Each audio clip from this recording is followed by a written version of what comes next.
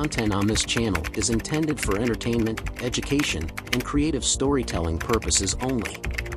While we strive to provide engaging and accurate stories, discussions, and ideas, some elements are fictional and designed to spark curiosity and imagination.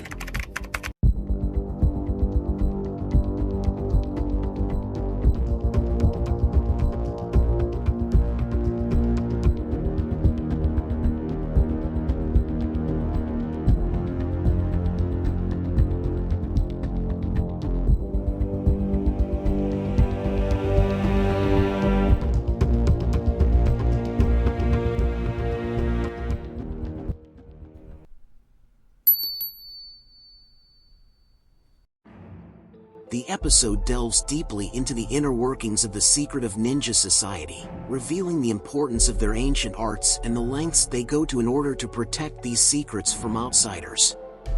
The society operates in the shadows, maintaining peace in Japan from behind the scenes. However, a shocking and unprecedented terrorist attack shakes the entire clan, leaving them vulnerable and disoriented. The clan's leader is brutally assassinated, and the sacred ninja arts come under immediate threat of being confiscated. In a sudden and controversial decision, the new authority appoints a man named Yamaji as the clan's leader. While Yamaji outwardly displays fierce loyalty to the clan, he harbors treacherous intentions. His leadership creates division, and those who refuse to obey his commands are branded as exiles. As Higan was among those exiles, they use advanced masking systems to evade capture, knowing that disobedience carries a death sentence. As tensions rise, it sets the stage for a fierce struggle between loyalty and survival. Higan wakes up and the boss ninja of the assassin squad hanging from the ropes.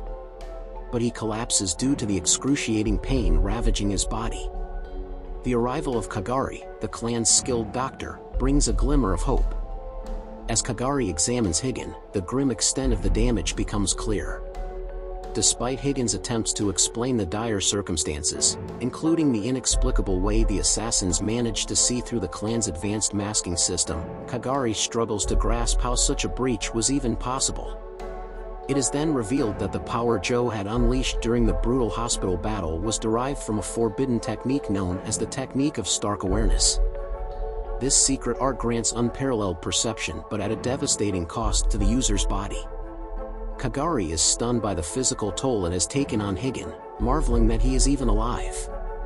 Using his specialized medical tools, Kagari works tirelessly to treat Higan, warning him that he will need at least several days to fully recover.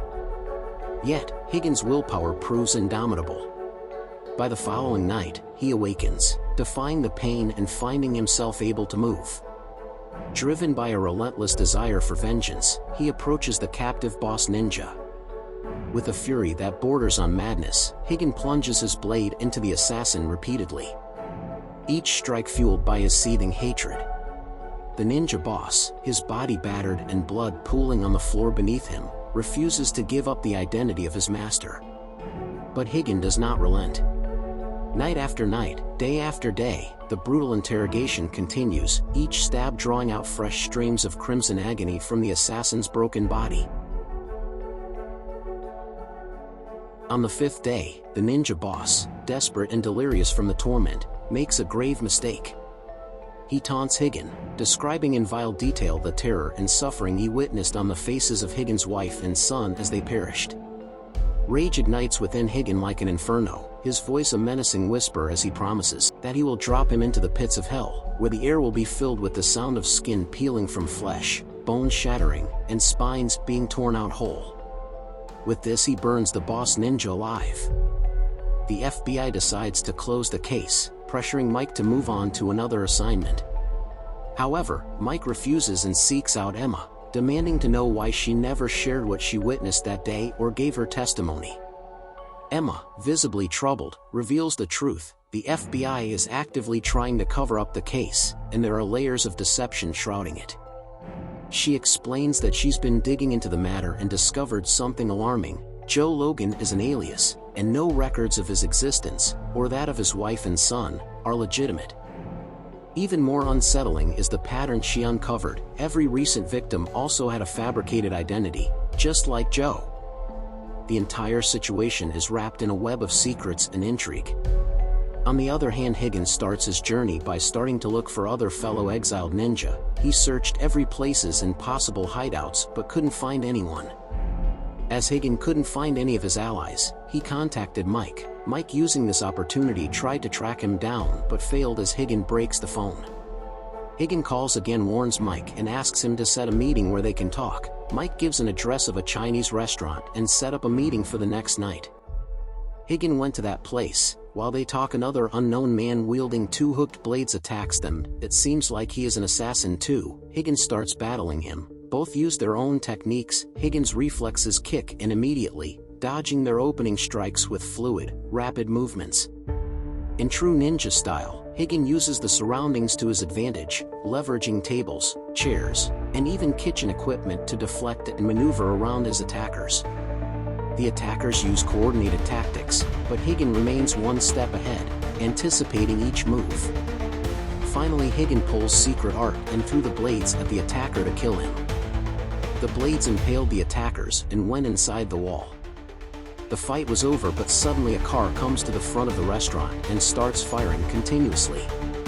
They even launched a hand missile towards them. Higan and Mike runs. In the thin smoke, Higan vanishes. Mike sees that the weapon the attacking ninja used is too sharp and unrealistic, like some alien tech, as it cut through his bulletproof armor like butter.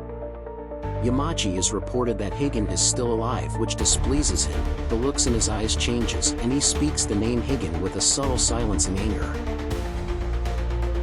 Will Yamaji be able to kill Higan? What new turns are waiting for him? To know, follow our next videos and subscribe to the channel.